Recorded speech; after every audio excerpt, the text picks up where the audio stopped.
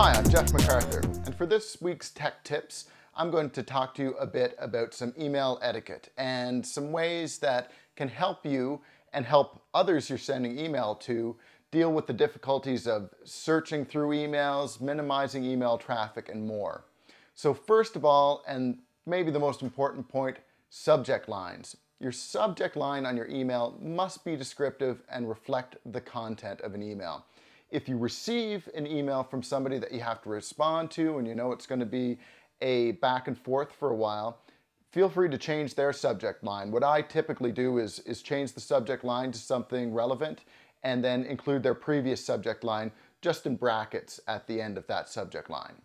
2, think of the new content you're generating for the email. Keep your messages short and sweet and to the point. If you've got multiple questions, then separate these at least by paragraphs, and even better, maybe number them. If you get numbered questions, then respond to these referring to the numbers, and it makes everything a lot clearer. And again, keep it nice and tight and easy to understand. Furthermore, you should anticipate any further questions that might be asked. So if you know that your response is just going to generate another question, well, answer that question preemptively in the initial response that you send. 3, previous content. Quote previous messages in your replies and reply above them. It's okay to cull down if you have a long email thread to cut out some of the previous email discussion, but keep the most relevant sections so that you can look back and immediately know what you were talking about. I mean, keep in mind that some people will print out all their emails, so you don't want this running on for pages. And as far as I'm concerned, you don't want to reply below the email because then they're searching for your response. But if you quote the previous reply, reply above the email, and always make sure to sign your name underneath your reply, then it gets much, much easier to follow a conversation without having to dig back through multiple emails. 4, email addresses. Many people, like myself, and probably a lot of you people out there, have multiple email addresses for different purposes. So I have my personal email, I've got my commandN email, I've got emails for different jobs that I do. And if you're sending an email to somebody, or also in terms of the email you're sending from, make sure it's the most relevant email. This just makes things much easier when it comes to sorting out and figuring out where an email thread might originate and how to find specific information. Also, don't reply all unless you have to. If the reply you're giving is relevant to everyone on the email list, then by all means reply all.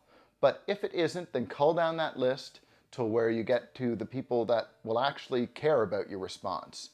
And that way, if there's something that they all will find value in, you've replied to all of them, everyone's on the same page. But for people that really aren't going to care about your answer, they don't have any extra email traffic, and so they don't have to go through irrelevant emails all the time. Finally, and this is a personal thing for me, forwarded fun mail. Those humorous, interesting tidbits that people forward on, and it's typically the same people that forward them on all the time to great big massive lists.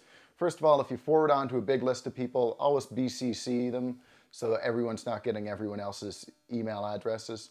But I think a better solution to this is if you receive lots of funny jokes, good pictures, videos, whatever, go to blogger.com, go to whatever free blog site you can find, start up a blog, and just put that content on your blog. They'll handle all the text and video and images that email ever could, and most of them will also automatically generate an RSS feed.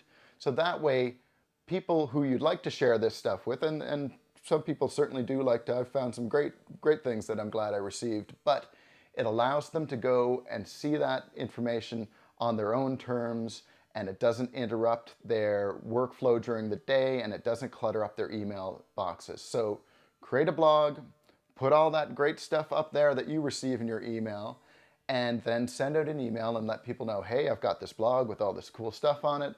And since you're going to be sparing them a whole lot of future emails and sparing them a lot of bulk in their email box if you're sending videos and stuff, it's fine to send a reminder email in a few months and say, hey, I hope you've taken a look at my blog. There's a lot of stuff up there.